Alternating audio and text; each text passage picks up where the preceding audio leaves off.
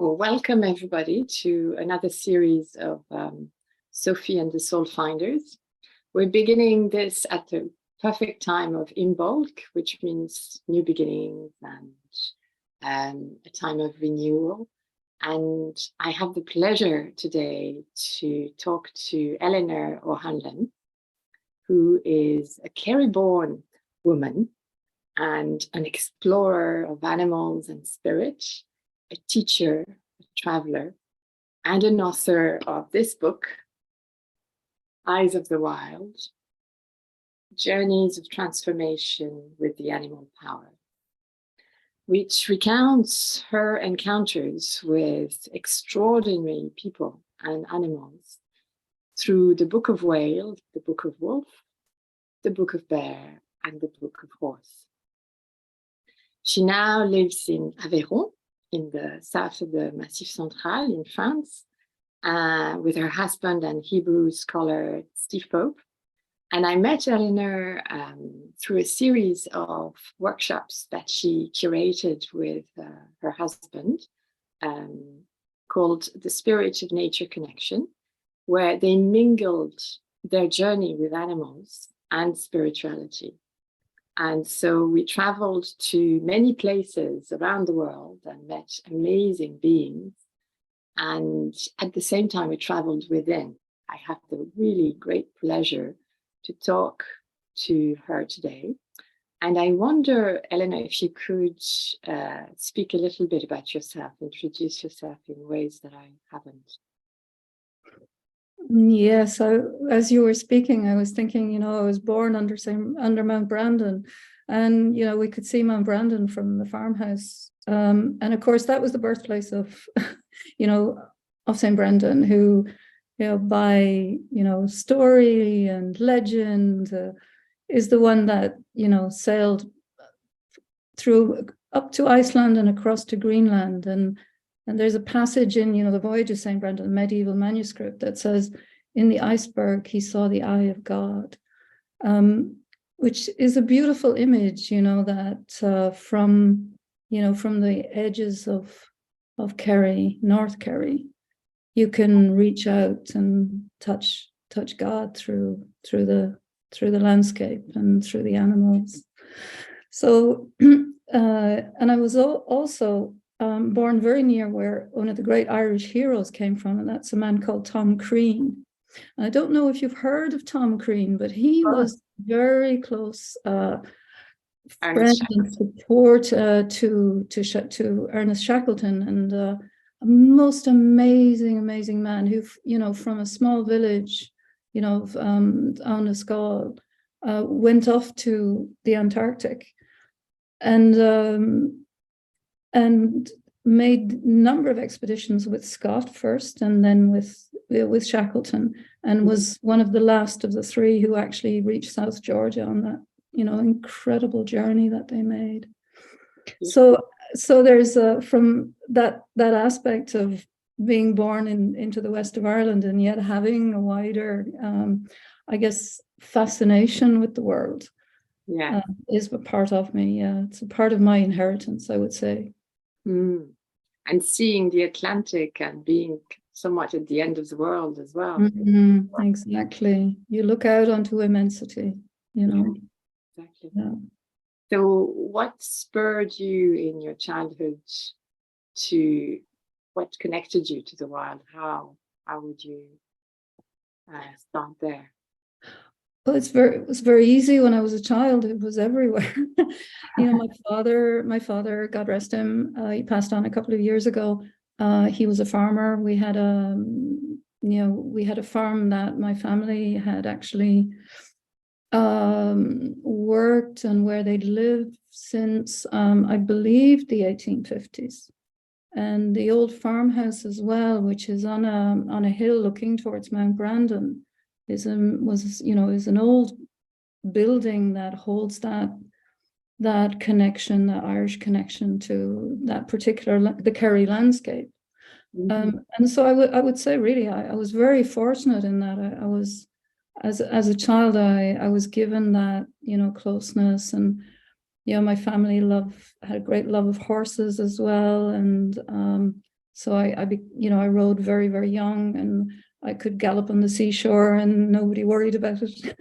And as kids still do, in Kerry to this day, they're the age of 6 or 7, they're jumping these amazing fences. So it's definitely, I would say, that's my Irish inheritance, as being given that taste of, the vitality of the natural world very, very young. And what then brought you to your first expedition? I'm saying expedition, but your adventure in the wild with animals. With animals in particular, I worked for a number of conservation groups on different environmental issues, but it was when I went to a part of the world called the Bering Strait, and actually on the Russian coast of the Bering Strait, and it's just basically on the Arctic Circle. Mm-hmm. And it's where the two great land masses of the world, they're almost touching each other. They're like reaching out, and they're two little islands. One is Russian, one is American to this day. But of course, for the indigenous people, it was all one. And they naturally traveled, and they had very close family connections on both sides of the Bering Strait until the Cold War. So I was sent there with a small team of people. And that was an extraordinary opportunity to actually touch into that deep indigenous relationship with the ocean, with the great whales, with the walruses, with the seals, with the birds. And, was a very remote part of the world. And I'm probably one of the few people that white people who've actually been able to travel there unimpeded. And what year was that? Do you remember? That was in 95. Wow. Okay. Yeah. Yeah. So it was between really, the different regimes. It was the end of the Soviet era, and it hadn't yet taken a new form. And so one of the things that when we were traveling, and we traveled for a while by skin boat, which is the traditional craft of that region, and it's walrus skin, and it's an immense skill to make a seaworthy craft for the Arctic from walrus skin, right? Walrus skin and driftwood, and my dear companion, my Russian friend, he had trained in these boat building skills and these hunting skills because he'd actually married a Yupik Eskimo woman. So we were able to be introduced into the community through him and through his knowledge. And we spent one night camping on the most amazing sacred site, and it's called the Stonehenge of the Arctic. Yeah. Because it's an immense complex that is made not of stone, but of the skulls and the jawbones of the bowhead whale, which is one of the great whales, and was the traditional food for this community. And when I landed there and I saw these immense, these great white jawbones just gleaming in the twilight, and they'd been set opposite each other. And the first thing that I saw was like, this is a doorway into a greater reality. And the people who had, with great trouble, transported these bones there had turned it into a place of communion so that they could have a direct communion with the spirits of the whales. And that whatever they received from the ocean was received by the grace of the powers of the ocean and the beings of the whales. And they had a very strict protocol for how you went to hunt, so that it was done with great consciousness and traditionally with care, with gratitude, with prayers and fasting. They didn't take this lightly at all. And so I slept by these whale bones and on the shore, and it was I've never forgotten that experience of being in a sacred place that is made of bones. Yeah. What was the name of this man? The person I traveled with? Yes. Afanasi. Yeah. Afanasi. So yeah, he's so these are the indigenous people of the Russian Arctic, and they're Yupik people. We could say Yupik Eskimo people. So for thousands of years, you know, living in this deep relationship with you know, and when you're there, you're you know, this is where the edge of life and death are very close. Yes. You're not able to make mistakes because they can become very, very dangerous, so that you're brought naturally into a state of great alertness. And you're also very aware, I think, of how, you know, you can die very easily. And so that sense of being on the edge of what is considered to be normal physical life is very strong, which is one of the things that has drawn me into the north, actually. Right. Yeah. And so you went there with a conservation group? Was it for a conservation company? Yeah. Yeah, it's a little bit of a complicated story. I under the Soviet era restrictions on the indigenous people, they were not allowed to hunt in their traditional ways. And they were not allowed their sacred ceremonies. Their language was, you know, if not completely destroyed, greatly limited, because the children had to go to boarding schools. And this is a pattern that we find all over. You know, we find it in Canada, that, you know, the young children are taken from their parents, from their grandparents, from their families, and sent to boarding schools. And so there's a break with everything that has really held people in their relationships. And it was very, you know, there is a lot of trauma, as you know. There's a lot of trauma when that happens, and this trauma had been increased by the fact that the indigenous people were actually made to work and process whale meat for fox fur farms. So that was the first time I went. The second time I went as to write a report for what's called the International Whaling Commission, the IWC. And that was because they really needed, you know, to take up their traditions again, and they were asking for permission to hunt bowheads again. Okay. Yeah. So that's that real, you know, fascination that I've had with the North. That was where it began. And, you know, I often say that my life changed in the breathing of the whale, you know, because there's this sense of an immense spirit that's actually breathing, you know, from the ocean and also through the ocean. And the wind of that breath then comes to you, and you realize the presence that is there. You know, there's this immense and glorious physical aspect of the whale, but there's something profoundly expansive when you meet them from heart to heart or consciousness to consciousness. Sure. Mm. And there are some absolutely gorgeous pages about that in the book.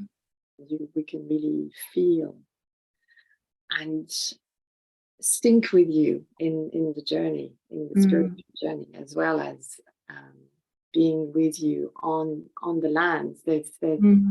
I could picture that ritual site, that sacred site. I could picture the whales and how the people were hunting them. Yeah.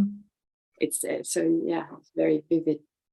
But I was wondering about, because you have a passage as well where you talk about the definition of wild in the book. Yeah. What does that mean to you, wild? Because it's been bandied about quite a bit. Been bandied about quite a lot, hasn't it? It's become a bit of a marketing tool now. That's right. Yeah. Well, it's an Old English word, as I'm sure you know. And the wildeor was in Old English were those animals who lived outside of human control.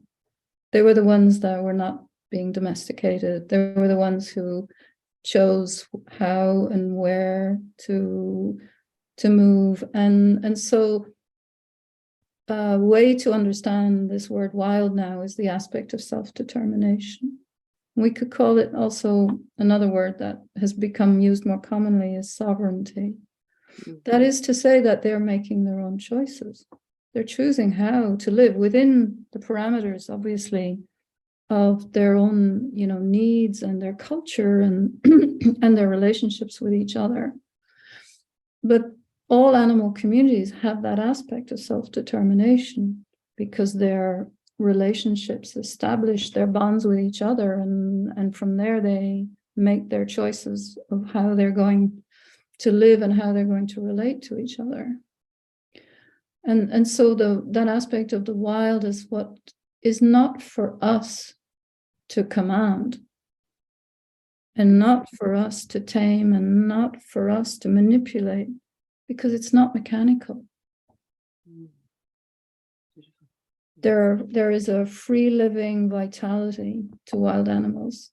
And when you're in their presence and you're allowing them to be, so you're not stressing them, by, a lot of noise or with your agitation, when you're able to be in that quiet place and you're able to open up a sense of shared awareness, then you meet that vital presence and it wakes something inside you that you've perhaps put away or shut down for a while because it's painful or it doesn't seem suitable. And when you meet then a wild being, there are no lies possible because they know exactly what your energetic and emotional state is. And so you can't hide. Or they hide from you as a result. They hide from you, and they're very, very good at that. So they're very, very skilled at that. Yeah, and it's when we quieten that they can approach you. Exactly. So when my teacher's John Young, he talks about quiet mind. So there's this, dropping into quiet mind. Yeah. And all that, really quite wasteful mental activity, which we don't need, you can just let it settle down, let it sink down, let your senses come awake and be in your body. And then begin to sense that flow of energy that's, always taking place between us, and let it come consciously into your awareness, and you're entering this great communion, which is, all of life on earth, we could say, is a great communion. It's a great communion of consciousness. Absolutely. And to tap into it is such a great medicine. That's the medicine of the wild, really. Yeah, it really teaches us to go back into our own primal rhythm. Exactly. Without speeding up like we do social chores and must-dos, etc. Keep on bringing us out of that rhythm. Exactly. And it's a primordial nerve, as you know very well from your work, that we have these innate soft breathing rhythms that harmonize the nervous system, that harmonize the cycles of all the different cycles of our organs, and it's through that inner quietness then that we find that harmony in ourselves, and that very easily opens up the field of connection.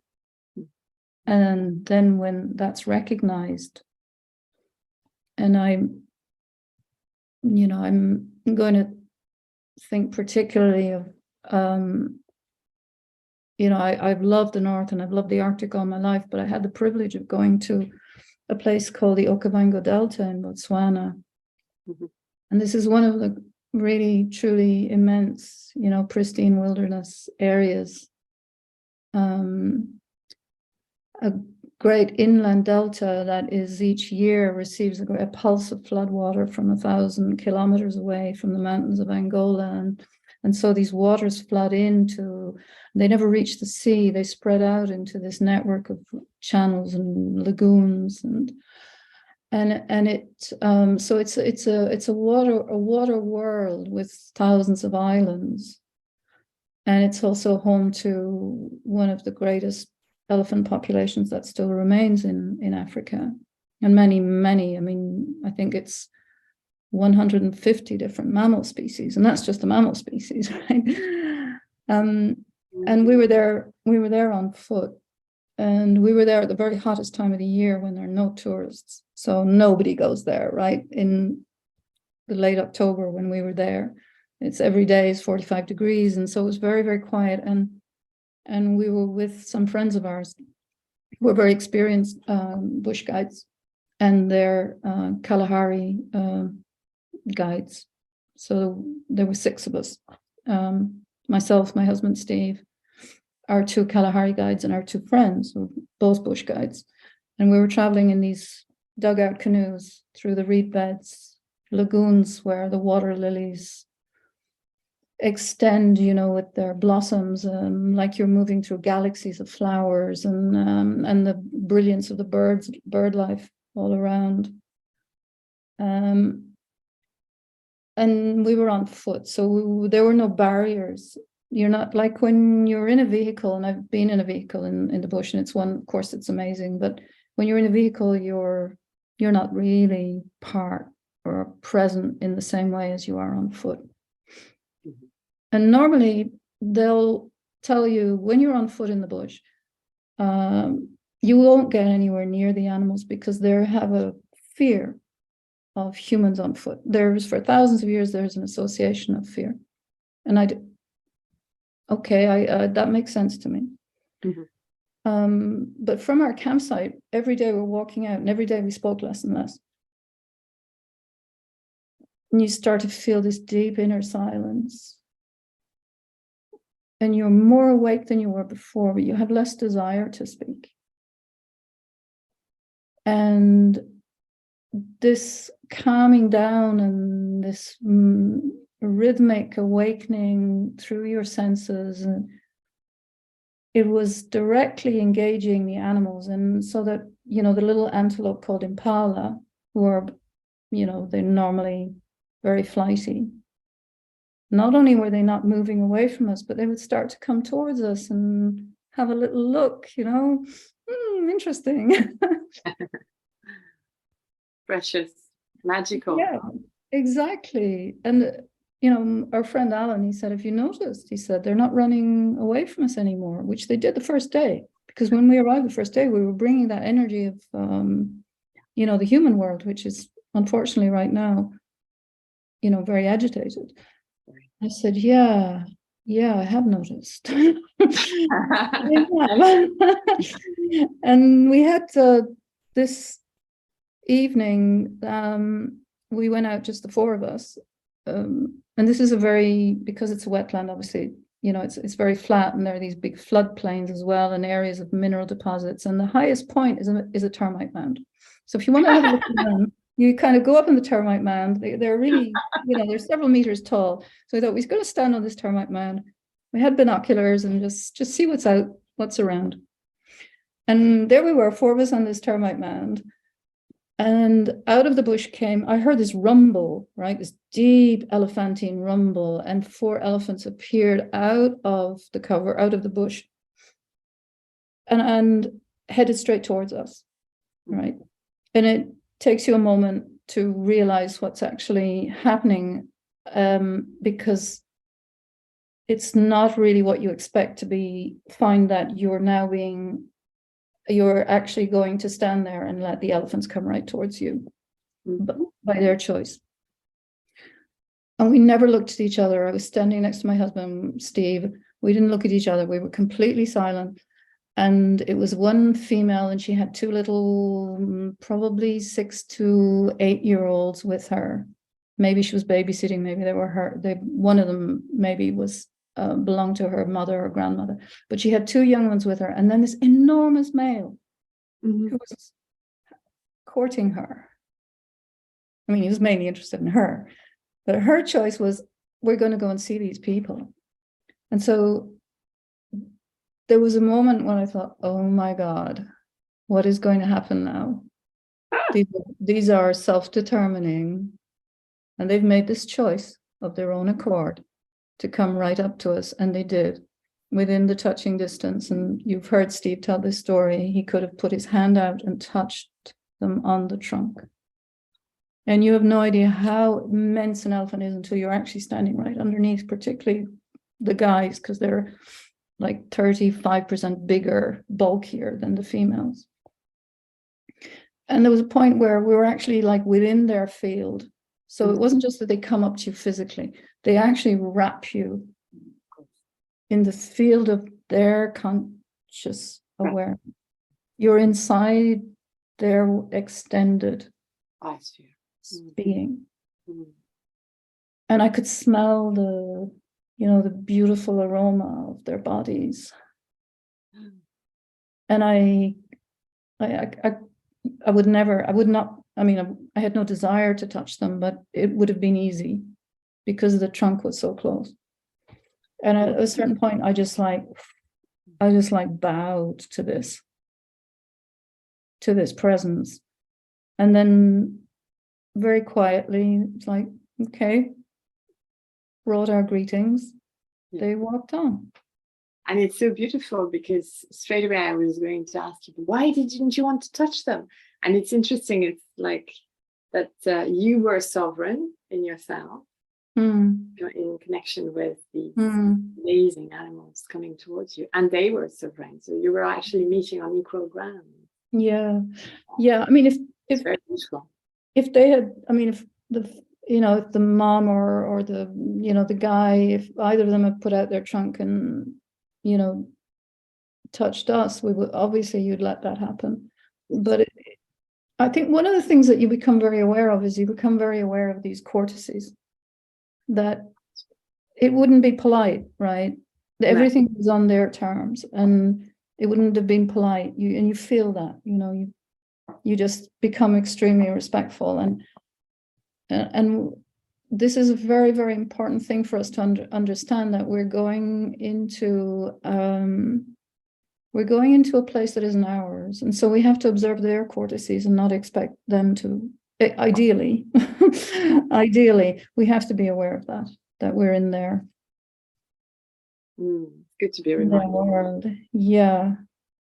So when they left us, and it's interesting that you asked me about wild, because for me that is what wild is. It was entirely their decision and their choice, and they had a purpose, and that purpose was to give us a sense of who they are, beyond what we think we know about them. Because I love to learn all that I can, but it's only a limited register of who these beings really are, because we can learn about them at the physical level, and that's very, very important and very necessary.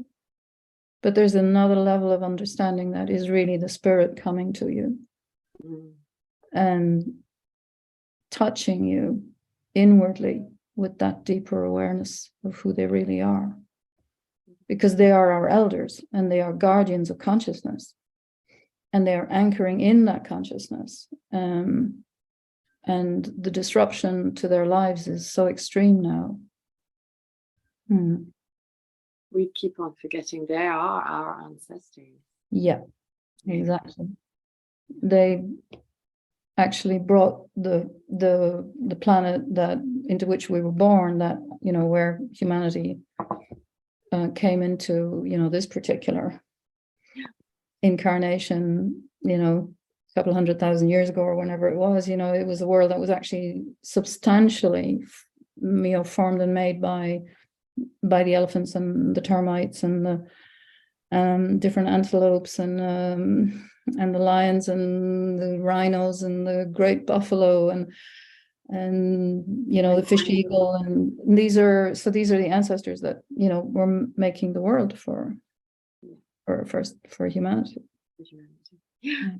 So let's go to a little reading, maybe the first one, if you don't mind. Page 74. Mm-hmm.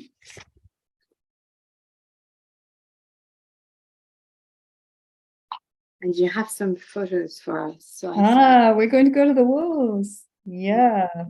So this is one of the wolves that a descendant of the wolf families that were reintroduced to Yellowstone in the 1990s. Beautiful. Yeah. And that gaze is something is very, very powerful to meet the eyes of the wolf. And yet we keep on kind of demonizing wolves, unfortunately, but there's such kindness to me, such love in those eyes. Exactly. So beautiful. Exactly. Do you know there are old Irish stories about the kindness of wolves? You know, that they were they would come and help anybody who who would give them a kindness. There was this sense of the kindness of wolves, and it got. I mean, there are many reasons why this got distorted, and they're mostly, I think, to do with how brutal oppression really of people, and how that got transferred onto wolves. Very sadly. So these are, those of us who, love dogs. Well, it's actually a wolf decided to come home with you, and to be with you. And that amazing ability to form emotional rapport is what we see in these eyes. Yeah. So in this particular excerpt, you're with Jason. Maybe let us know a little bit about who Jason is. This is Jason, Dr. Jason Badaritse, my friend and my mentor, I would say. Amazing person. And he's lying on the ground here. The photo was taken from higher up the hill, probably by one of his students. He's a world-recognized expert on wolves, and was a professor of vertebrate ecology at the University of Tbilisi in Georgia, the Caucasus Republic. Where I met him. So I first met him in Tbilisi. And that wolf is one that he raised from an orphan. And he's, we'll get later to his experiences that taught him about how wolves raise their young. So he was able to raise this and other orphans in a way that allowed them to return safely to the wild. And several years after this wolf had been released, he went into the area, and he was, of course, recognized and greeted in this very loving way, as you can see. And that wolf, if you look at the way that I think it's the male, the way he's holding himself, is with, as he would to a parent, with great love and respect. Yeah. You can see the emotion between them. The sense of bondedness. Yeah. And it's so, yes, absolutely. It's like there's so much intimacy between them. Yeah, there really is. And there's a sense that the wolf is completely safe with him, and he's completely safe with the wolf. He completely trusts him, yes. And Jason trusts the wolf. Yeah. And you explain in the book how it came about, and to the length that he had to go through in order to be accepted by the pack. He did indeed. So when I first met Jason, I mean, first night that we spent, talking together in sometimes you meet a person and it's like instant. I just feel something so amazing in this person, I remember sitting in his flat, with a bottle of wine, and he started telling me how he said as a very young boy he used to hear the wolves howling, and that sound, the howling of the wolves as a child, it touched something in him, and he always wanted to know them. He wanted to be close to them, and so when he was a young graduate student in what's called ethology, which is the study of animal behavior, he just decided this is what he was going to do. And a lot of early studies on wolves were done in captivity, and they're looking at social relationships that aren't natural. They're very pressurized, and they're too close to each other, they can't move. So he wanted to see authentic wild behavior. So he decided what he was going to do was he was going to go to the forests. It's a forest on the slopes of the Caucasus Mountains. He was going to get rid of the hunters. So he basically told them to feck off out of there. And, as he told me, very strongly. Mm-hmm. And he said, I wanted to approach this from the wolves' point of view. Mm. And so the first thing the wolves need to understand is that I am not going to be a threat to them. They need to begin to learn to trust me. Mm-hmm. And that was how he set about his work. So I'll read about his first meeting with the I went to the hunters, and I told them they were to keep out of that part of the forest. It wasn't easy. I used really bad words and talked tough to them. And secondly, I thought these wolves must always know my smell. So the whole time I was living in the forest, I wore the same clothes. So Jason followed tracks and scat left by the small wolf pack that were resident there, and began to put deer meat for them at certain places. And then, in a sudden and heart-stopping moment, he came upon the adult male and female, the mated pair. His first reaction was to distract their attention, so he tossed the meat he was carrying on the ground. But the wolves ignored the meat, and the male took a few steps closer. When the male was a few yards away from me, he stopped. I saw him look at me, and it seemed to me that he was puzzled, that he could not understand what I wanted, why I did not seem to be a danger to him.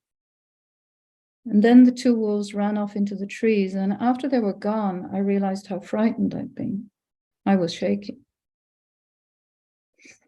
And so that was the first meeting, and it was the beginning of this bond that he forged over the next couple of years, which brought him to the point where he actually moved in with them, we could say. So he ran with them when they hunted, and he slept near them. They have wolves families. They have these regular meeting places that are called rendezvous sites. Mm-hmm. And so he was sleeping among them. And he said, I lived for 2 years with these wolves in the Borjomi forest. 2 years, never once were those wolves aggressive towards me. Mm-hmm. And after some time, they let me take deer meat for myself from their kills, once they had eaten themselves, of course. Mm-hmm. Those wolves were my teachers. Mm-hmm. And before I lived with them, I had been trying to analyze animal behavior, even though I didn't know enough to understand what the behavior was really about. And then you had your first encounter with wolves that was quite really, really beautiful. Yeah. Talk about that as well. Do you want to talk about it a bit? It was very beautiful, Sophie.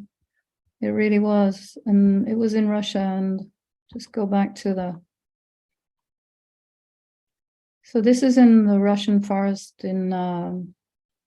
it's a scientific research center for brown bears and wolves, where there are at the time there were a number of scientists, including an absolutely extraordinary brown bear biologist called Dr. Valentin Pashatnov, who has appeared on a number of BBC films of natural history, a person of great renown.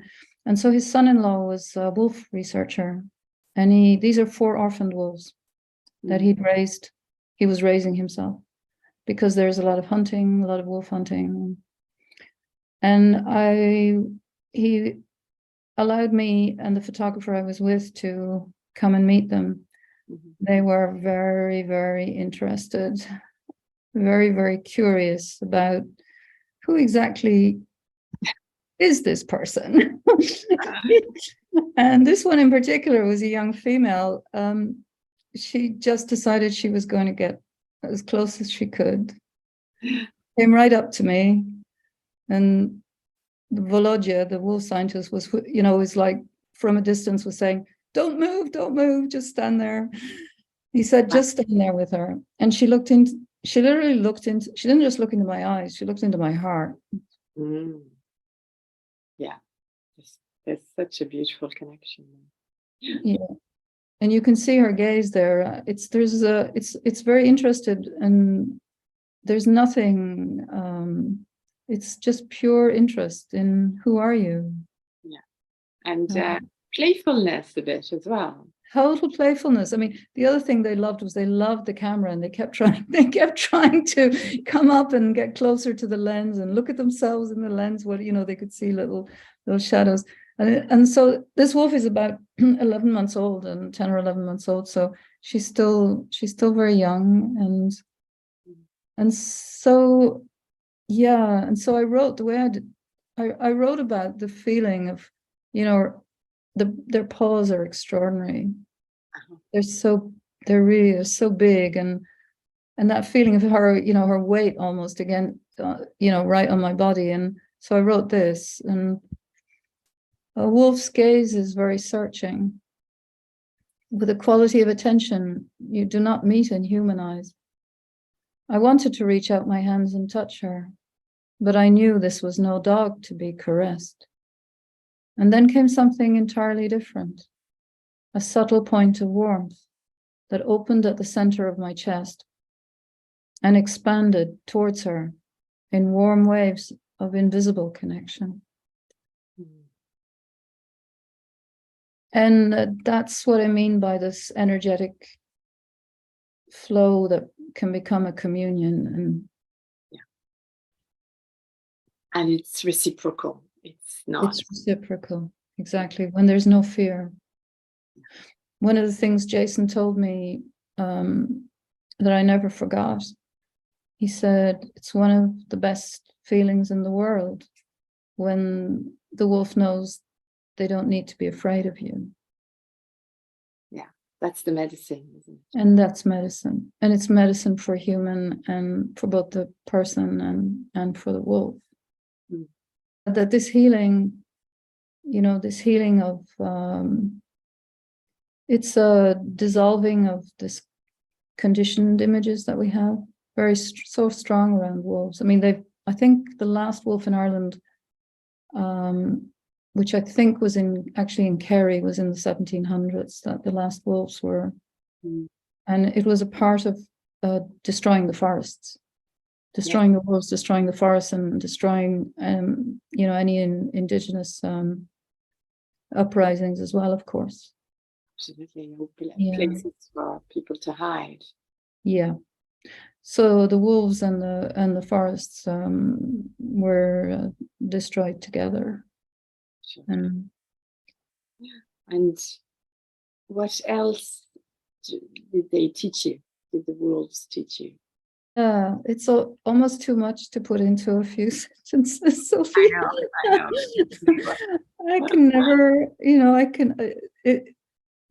they are, I remember, because when I was, I stayed quite often at that, because I was working a lot in Russia, and I stayed often at that research center, and I like to walk out on my own at the evening, and I used to hear them howling, and it was the most, it just had this piercing quality of, when you were like the mystery of life, finding of this voice that was traveling, across the tree, across the forests and across the lakes, and coming right into you.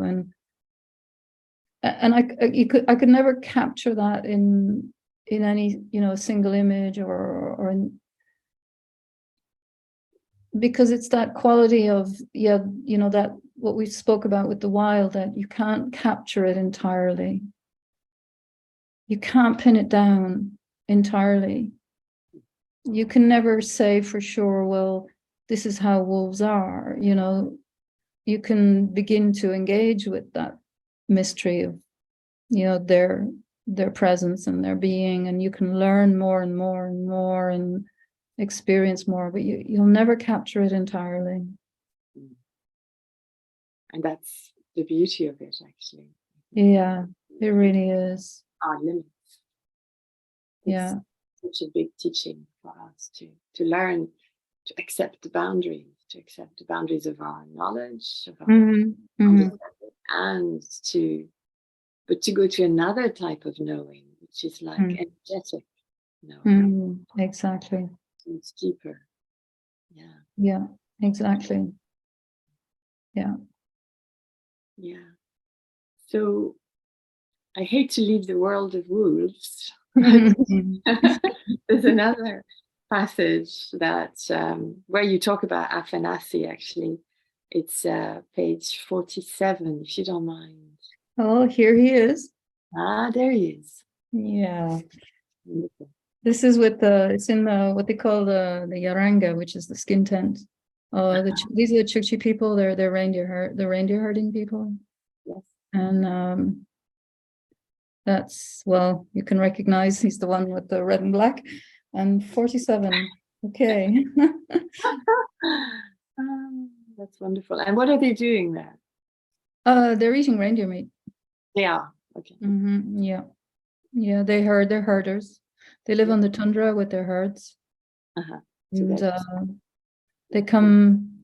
I had an amazing privilege of seeing one of the gatherings between the reindeer herders, these people, and the hunters, the ones who hunt the seals and the walruses, and because they share traditionally they would barter and swap. So they would seal meat in seal oil, preserved in seal oil, for example, would be swapped for for a reindeer skin, covering, or for so they would share their resources together at particular times of the year. So it was really, to witness that was really amazing. And for example, traditionally, they make a waterproof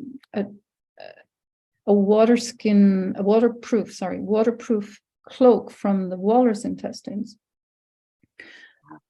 and that's of course when it's like spring and autumn and it's raining and it's semi-transparent, and then the women sew it with the ligaments of the bearded seal, which actually swells they swell when they meet water. And so this translucent walrus gut cloak would be worn. amazing. Yeah. And it's totally waterproof. Yeah, obviously. Yeah, they know how to make it completely waterproof. Dry it first and then stitch it with the. Yeah, it's just amazing. So Afanasi was, like I said, married into the community. Yeah. And he told me a wonderful story about these beings here, the orcas. Yeah. which have a lot of bad press, as you told us. They have a lot of bad press, and as we discussed, I won't call them ever. I will never ever refer to them as, unfortunately, I think people do, as killer whales. That's denigrating of who they are. These are highly evolved and highly sentient, beings, capable of forming very close bonds with humans as well. So I'll just read the story you were talking about. Yeah. So Afanasi told me a remarkable story about orcas that he'd heard from one of his Chukchi friends. A hunter in this man's village had formed such a close friendship with one particular orca that it always came to his skin boat if he whistled or called. And one day, as this man was returning with several others from hunting walruses, the sea rose and the heavily laden skin boat began to founder. The orca came to help, bringing others in its pod, in its family. And the orcas surrounded the skin boat, and they swam beside it, supporting it with their back and their sides until they brought both and hunters safely to shore. Beautiful. And there are many other accounts of cooperation between orcas and human, whether fish or people at sea. And so yes, this understanding that, you know, what one of the hunters told me is, he said, you know, we're the same, you know, the hunters and the humans, we're basically the same, and we understand each other. You know, we're not different from each other. We understand each other. They live in the ocean, but they have their families and they love their families. They, you know, they have a great and deep respect and love for the longest lived female, who's their matriarch, and who holds the whole family together. They love to be together. They love to be free, you know, to move freely through the oceans. And they have a rich language and they have a culture. Yeah, just like whales, other whales. Exactly. We're recognizing now that culture is not a purely human, you know, that culture plays a very important role in the lives of many wild animal species. And they learn their cultures within their families, and from an early age, they're brought up within a particular culture, whether that's through language or through the knowledge that they have of how to make, how to hunt and how to fish together, how to relate to each other. Their courtesies and their greetings, like I've said, they're all part of their culture. And then an immense knowledge of you know, climate cycles and ecological conditions and the rest of the natural community, how to communicate with the rest of the natural community. There's an awful lot to learn if you're a little orca. And there's a little one there. Like this little one here is like just adorable. Super cute. I mean, you know, you'd feel like its mother, wouldn't you? Oh, you're so cute. Oh my God. And basically these are all mothering him as part of culture. Yeah, and when we were on the course together, we spoke about the importance of the technical term is allo-mothering, and allo-mothering really just means that it's not only the female who's given birth to the baby who will, you know, raise it, educate it, protect it, but the whole family will, the community will. And allo-mothering, or, you know, wide maternal care, is a very significant part of the lives of many creatures. And for example, the sperm whales have, we can only call them creches. They would just like creches, that at the surface, the relatives and friends will care for the babies while the mother dives to go fishing, to go hunting. And this is like this shared aspect of shared parenting is very, very important, and it goes along with long-lived female leaders as well. And orcas are naturally long-lived, and the aspect of female leadership is very prominent in their lives and cultures. Mm-hmm. And what's interesting is that there is a cycle, just like for women, where after they stop giving birth, they continue to live for 30, 40 years, and they act as grandmothers, as I imagine. Isn't it amazing? And again, you know, this is, you know, when we think of this question of the value, you know, the value of and the meaning, the sense of the value and meaning of life, right? You know how important that is for us. If our lives have no value or meaning, it's like we sink into depression, and that the value and the meaning of life as a female orca, you spend perhaps 20, you know, from adolescence, when you go through puberty, which is at a similar age to us, around 11 or 12. And perhaps you have your first baby when you're maybe 16 or 17, and then you know, at the age of pretty much like us, maybe a little bit earlier, mid-40s, that aspect, that part of their lives just finishes, but it's just one part of their lives. It's not the whole story. And they, you know, I think I've read that I think the oldest female orca was certainly in her 70s. So her life, if you think of it, from, very, very young childhood to being an elder is full of immense accumulation of experience that she passes on to the others. And it's full of purpose. Her life has great purpose because of the value that she holds in her family and her community.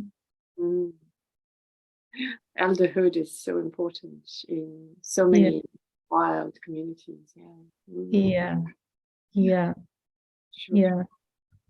And the mountains we see, where are we here? This is actually a photograph taken in Washington, I believe in Washington State, where these are taken of, they're what they call, they're the hunting orcas, basically. They're often called transients because they move very widely through the ocean, so they don't stay around a particular part of the coast or a particular river estuary. They're the ones that hunt, seals and sea lions and other marine mammals. And that is a cultural division in orcas, who are biologically the same species, but they are culturally, their way of life, their culture is they've chosen to do things differently. So these are the orcas that hunt other marine mammals. And you have then orcas who live very differently and who who are basically fishers of salmon, mackerel, herring, whatever they can. Salmon in particular, they have long ancestral relationships with certain salmon rivers. And it's become a big problem for them now that the salmon runs are so diminished in the North Pacific. Yeah. Perfect segue, because I'm going to mention how you don't shy away from speaking about the massacres and the slaughters of these wild, amazing animals, like the bowhead whales, like the sperm whales, the grey whales, the orcas. Hundreds of thousands. Some of them were on the verge of extinction, like the grey whales. And exactly. The bowhead whales, you're saying, are almost extinct now. There are not many left at all. Well, I mean, we always have to be a little bit careful because we don't know everything that's happening out there. There are a lot of bowheads were very badly impacted by Western whaling from the 1800s on, and because they're very slow moving. This is a whale that they naturally move through the ice, breaking passages through the ice, and they're have a very thick layer of blubber, and so the Western whalers call them right whales. They were the right whales to take, and because they're so gentle and so slow moving, they were very easy to kill. And this photo here is in the north of a place called Spitsbergen, the Svalbard archipelago. And I went there, and I went to a very ancient whaling site there, right up, but we were, I think, nearly 80 degrees north, which is like 500 miles or less from the North Pole. And in the 1600s, the Dutch whalers had been there hunting bowheads. And I, stepped into this ancient whaling site there were still the remains of some blubber ovens, and you could feel that energy, that these people these were, men who themselves were living at the extremity of what could be endured. This is the high Arctic, and they would overwinter there and kill the bowheads and then render the blubber into oil that they would ship back to Western Europe. And I was walking there, and it was such a strong sense of walking through a field of death, because that what had happened there, and all I could do really was pray for the souls, and not only of the whales but also of the men who'd been there, because you could still feel that energy. And all the time, and when I was on a small boat moving through these waters, we never saw a bowhead. So in that part of the Arctic, they hadn't returned, and I think, I think like us, they're very aware of the energy of certain places where things happened of that, kind of brutality, and so that left a great impression on me.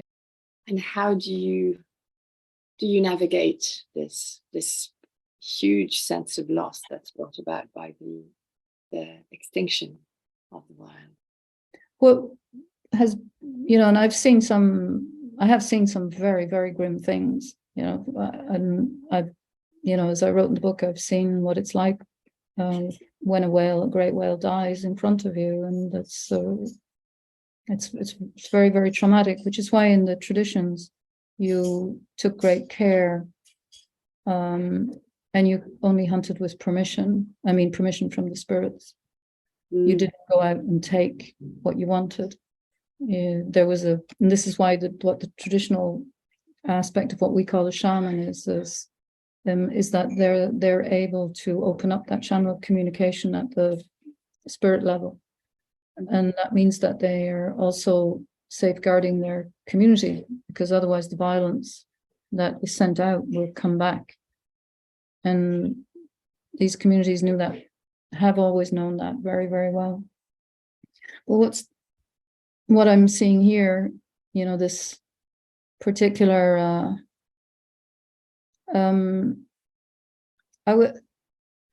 it's knowing that what we see at the physical level is not everything, is not the whole of the being of the creature, that is, in many cases they are slowly vanishing, or just at the very edge of being able to remain here on the planet.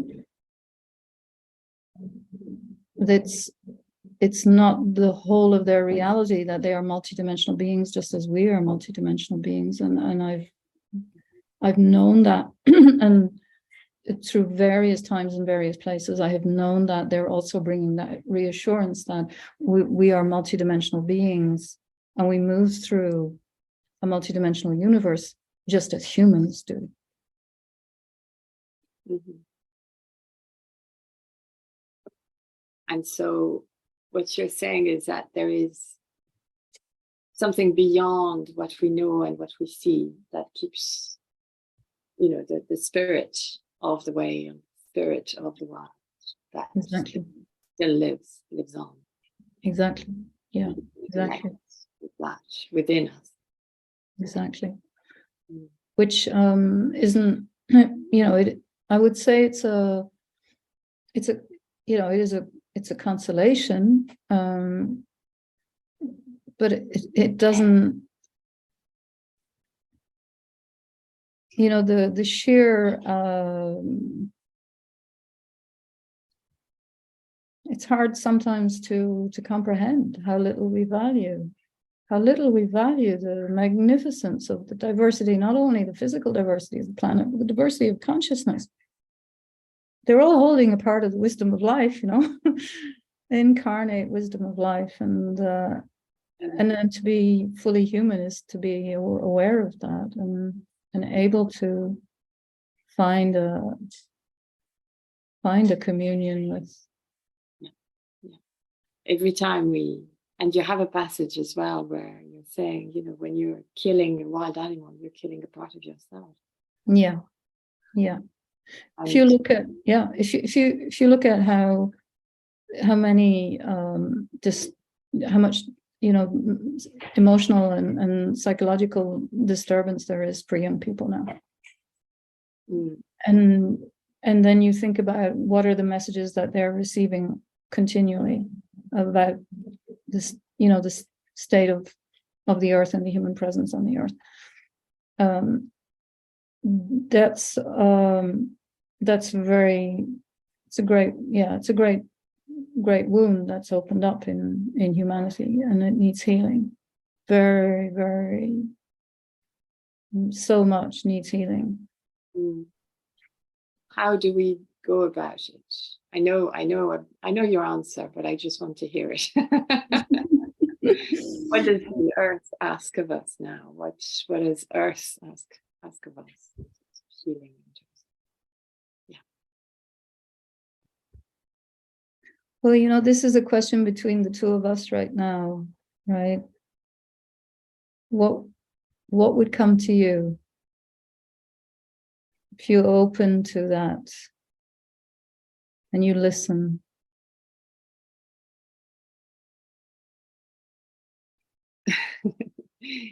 It would, personally, I would answer, just dig deeper. Just go deeper and deeper. There's a passage in the book that I would love you to read, actually, about the polar bears. How you would love to wrap yourself around them. Yeah. Okay, let me find that. I think it is page 197, maybe. 197, okay. The Arctic ice cape is the most vulnerable habitat on Earth. The Arctic ice cape is the most vulnerable habitat on Earth, fragile in ways that were scarcely imaginable until recently. And few people understand how great the loss will be if the ice disappears. A floating ice, the sea ice, is not only the shelter and support for the ocean's food web, it is our shield too, our shelter, our support. The Arctic ice is part of the great planetary forces that maintain the climate in dynamic balance and supports our life. Without the white shield of the ice, open water around the pole in summer would absorb vastly more heat, could trigger even more feverish temperature increases. I would keep the ice and protect it if I had the power. I would fold myself around it and shelter it in the white purity of cold. But all I have are words to bear witness to its life. And before we lose what we have not the power to restore, what will not come again within any time that has meaning for human life, can we not find it in ourselves to change? To become not consumers, but guardians, protectors, lovers of what is most precious on the earth. And it's that changing from being a consumer to being a lover. And a guardian, yeah. And a guardian, yeah. Which is a very indigenous kind of notion of relating to the wild and to the, yeah, absolutely. And then you said that you wanted to read this passage on page 200, where you talk about how you see the divine in ice. I did indeed. And I'll just I want to go to the image for that. Sorry, I'm just going to flick through my favorite beings. Oops, sorry. So I took this photo and it's probably 8 or 9 o'clock at night, and there's no change in the quality of the light when you're that far north in the height of summer, because the sun never sets. The sun doesn't set, it moves around you in a circle. And so you're taken almost out of time, the changes of time. Beautiful. So I wrote, the water stills in the presence of ice. It becomes a liquid mirror. The icebound mountains meet their pellucid reflections, their other selves, in the clarity of still blue depths at the boundary between one world and the next. Great rivers of ice pour down whitely from clouded invisible heights and melt into water that is itself dissolving, losing itself in a formless merging with the light. on these evenings, the power of the formless essence pressing through the substance and the manifold shapes of this world becomes so near and real that the very intensity of this side-piercing beauty shivers at the edge of dissolution. It becomes a marvelous dance of light, flaring and dissolving like the wings of the aurora beating soundlessly over the night. These are the borders of the country of silence, the country of union, where no words are needed to know and be known. I say them one last time. Earth, ice, light. And then I put the words away and lay them like bones among the white flowers of the ice. Oh, gorgeous. Yes, and to know, well, it won't be in our lifetime, but to know that ice may no longer be is just, oh my God. Oof. Well, you know, Sophia, I think what I would say I don't know if learned is the right word, but what I realize now is that the power within the earth and all the living processes of the earth is far beyond what we know. Mhm. And I also think, you know, one of the important things to understand is that what we call climate is actually the living metabolism of all the entire ecological being of the earth. It's a metabolism, so it's alive, therefore it's conscious. And you know, scientifically, there's more and more appreciation for the importance of, you know, many, what people are discovering now is, for example, among the forest elephants of West Africa is their incredibly important role in renewing the forest and in anchoring the carbon into the ground and the trees. So all these processes, if we think of the atmosphere solely as a place where, you know, we sink our carbon without thinking of all the other life forms that are part of its dynamism and its aliveness, you know, we're not going to understand the climate. Yes, so there's a certain amount of unknown, Yeah. huge amount of unknown. Yeah, exactly. I mean, all climate models are partial, and it's, you know, it's only over the last decade we've realized the incredible importance of great whales in maintaining the circulation of carbon through the oceans. It's just phenomenal. And so what's happened is we've reduced the numbers of large animals, as we've also reduced the ability of the planet to continue to metabolize. And there's one particular place where the whales, the grey whales in particular, Yes. have their sanctuary, and there's some beautiful passages around that as well that you talk about at the very end when we return to the Book of Whales. Pachiko, I think is his name. Yeah. Yes, indeed. Who's worked for 40 years or more with whales, and who's been in their companies and bringing tourists and visitors to come to their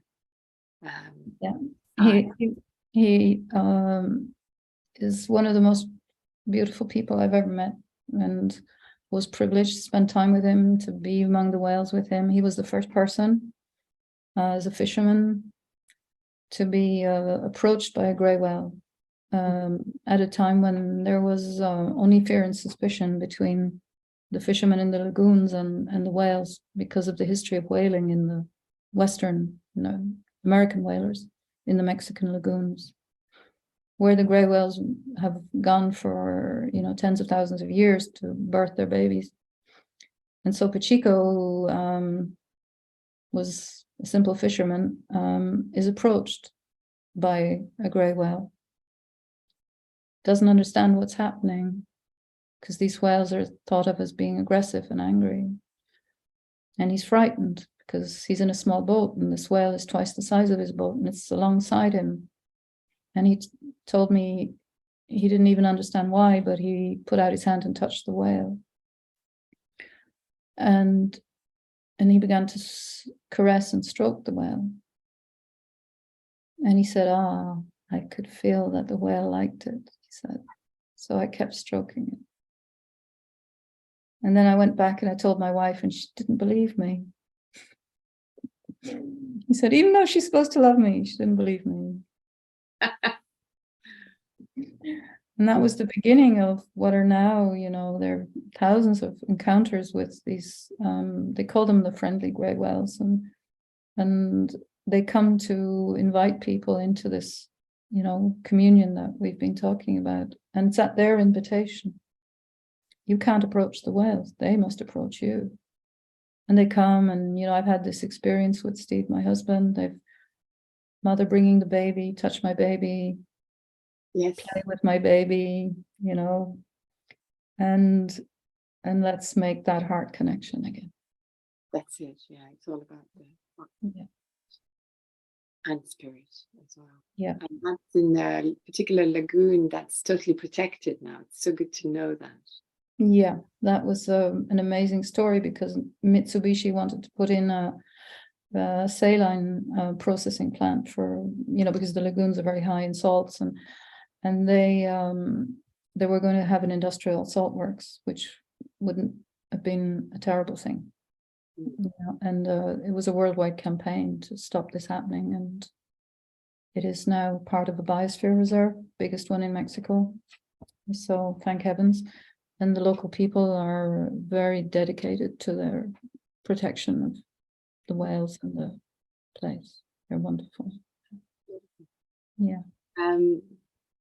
There's a passage in page 227, just to go back to Kerry a little bit, where you talk about skelligs. And it's just so beautiful. If you don't mind. No, we'll come back to Ireland then. Go back to Ireland for a little bit, just to it starts, where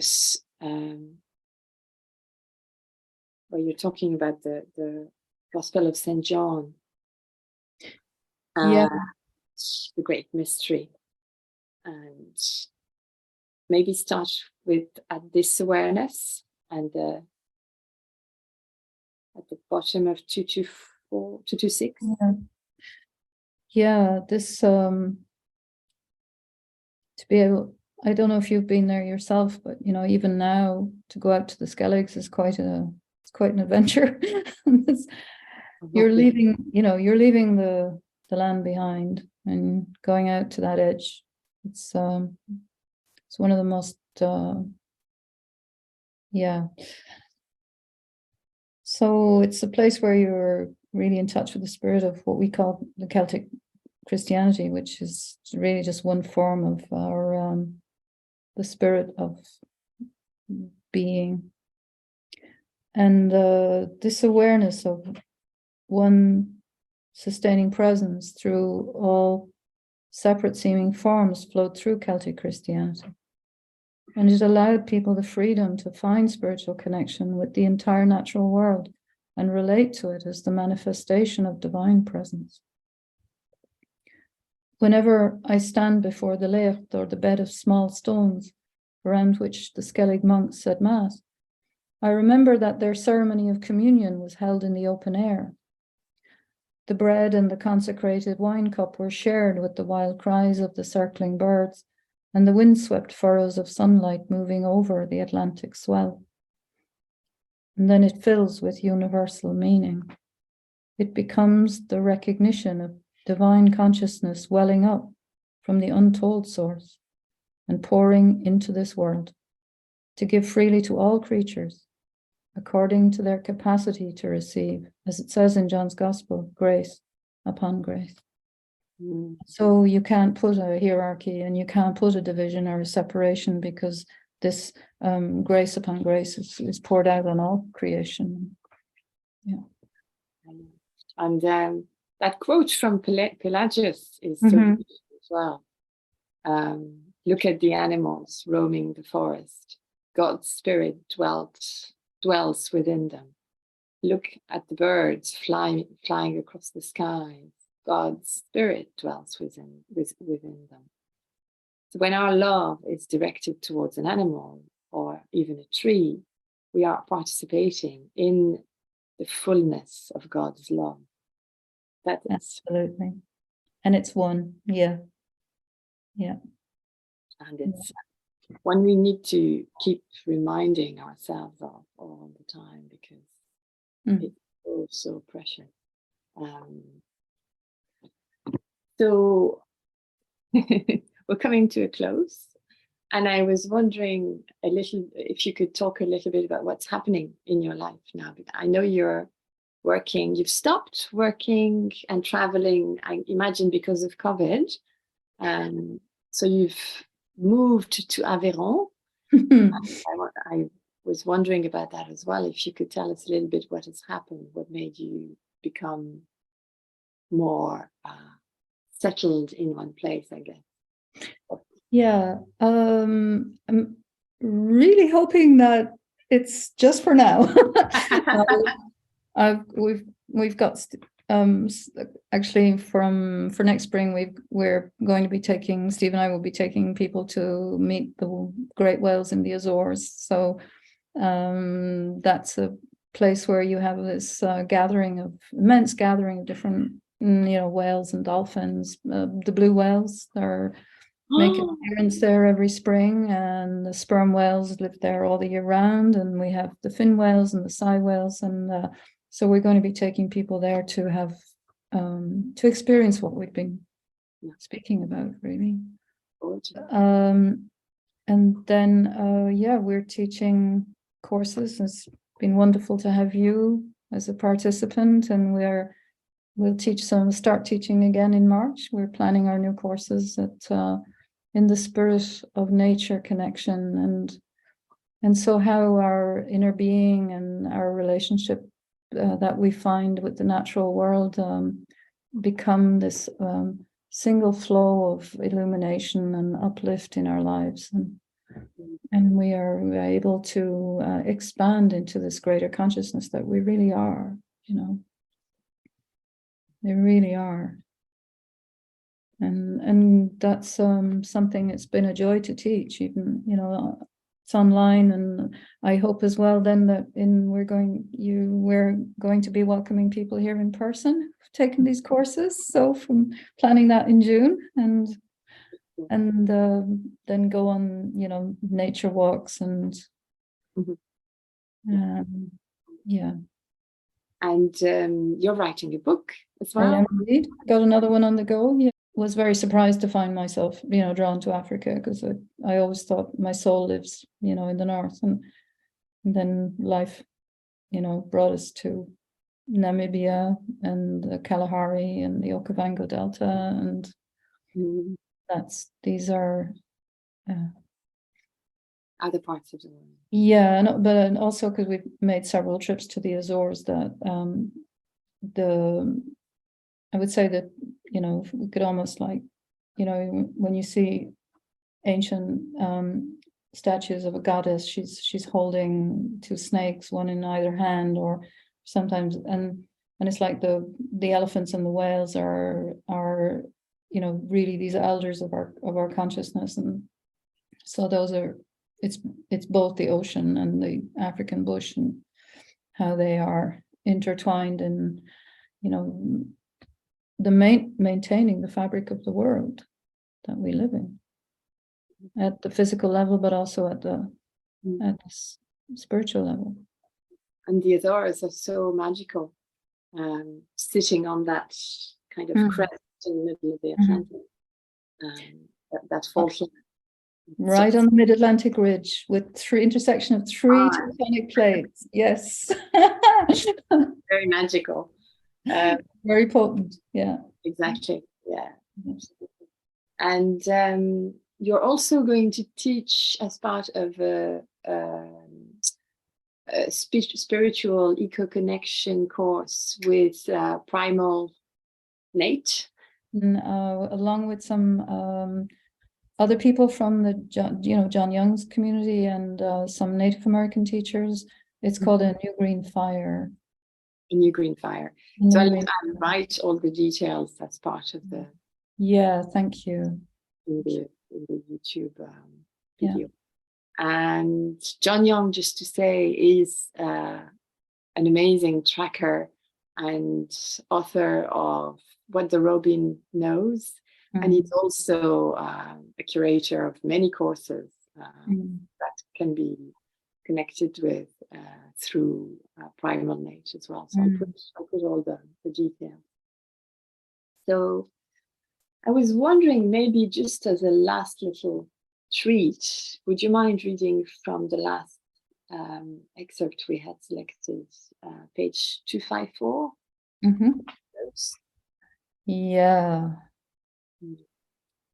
So privileged to be close to blue whales in Baja California and also then in the Azores. The greatest creature that has ever graced the earth, larger than any dinosaur.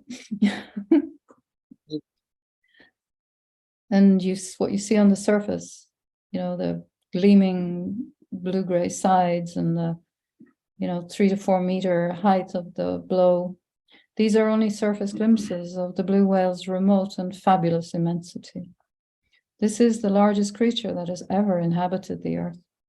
People reach for surreal comparisons to evoke the dimensions of the blue whale's body.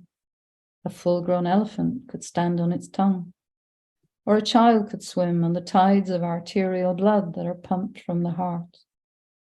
These whales reach 90 or even 100 feet in length and weigh over 100 tons.